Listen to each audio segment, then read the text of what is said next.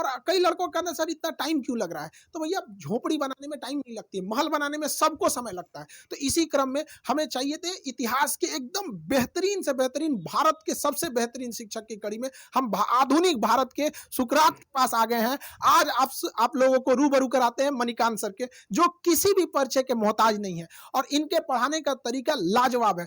पढ़ने के बाद लड़कों को फील होने लगता है कि नहीं, अब तो हमारा सिलेक्शन पक्का होने वाला है। तो भारत के सबसे बेहतरीन शिक्षक से पढ़ने का आपको मौका मिल रहा है और हम खुद गौरवान्वित महसूस कर रहे हैं कि आधुनिक भारत के सुकरात के साथ आज हमें यहां मौका मिल रहा है। आप लोगों को भी यह मौका मिलेगा और आप लोग समझेंगे कि कैसे भारत का अब निर्माण होगा, क्योंकि जो विशाल अखंड भारत की जो परिकल्पना थी, वो जैसे हमारा उस समय अखंड भारत चाणक्य जैसे विद्वानों से बना था, उसी तरह अब हमें आगे बढ़ना पड़ेगा हम सब लोग को। उस समय एक चंद्रगुप्त मौर्य ने देश को जोड़ा था, लेकिन आज हजारों चंद्रगुप्त मौर्य की जरूरत पड़ेगी।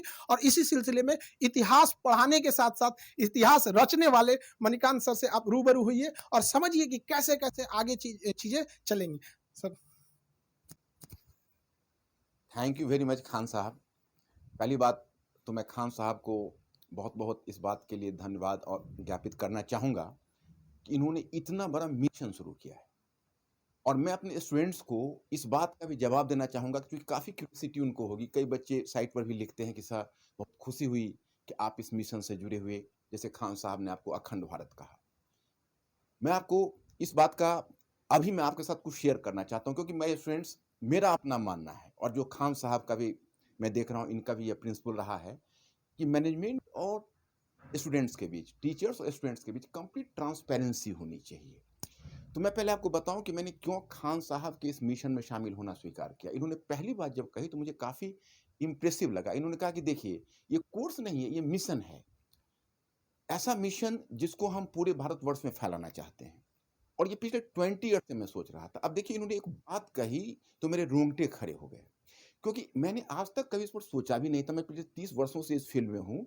इतनी कम उम्र में ये आइडिया इनके दिमाग में कैसे आया? इन्होंने कहा कि अभी लगभग 5 लाख बच्चे यूपीएससी में अपीयर होते हैं और हम उसके नंबर्स को 20 लाख अगर कर दें तो क्वालिटी ऑफ स्टूडेंट्स बदल जाएगा, कंपोजिशन ऑफ स्टूडेंट्स बदल जाएगा और रूरल अर्बन का डिवाइड भी समाप्त हो जाएगा जो यूपीएससी में बना हुआ। ये मुझे बहुत अपीलिंग लगी। मुझे लगा कि भाई, इनमें इतना जज्बा है। 5 लाख से 20 लाख, 15 लाख का एडिशंस।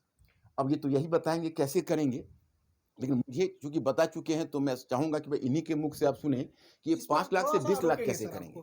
सर का कहना है कि 5 लाख से, देखिए अभी लगभग 5 लाख लड़के यूपीएससी का फॉर्म भरते हैं, जिसके सबसे बड़े कुछ रीजन में है कि इतनी महंगी है यूपीएससी कि अगर आप सोचिएगा कि सस्ता में कहीं कर ले तो सर जैसे महान शिक्षक से पढ़ने का अवसर नहीं मिलेगा। और अगर सर जैसे महान शिक्षक से पढ़ने का मौका चाहिए तो आपके पास बहुत 2-3 लाख रुपए चाहिए। पहले के समय में एक ये था, सर जैसे कहें कि 20-30 साल से सर का भी ये सपना था कि अब देश बदलना है।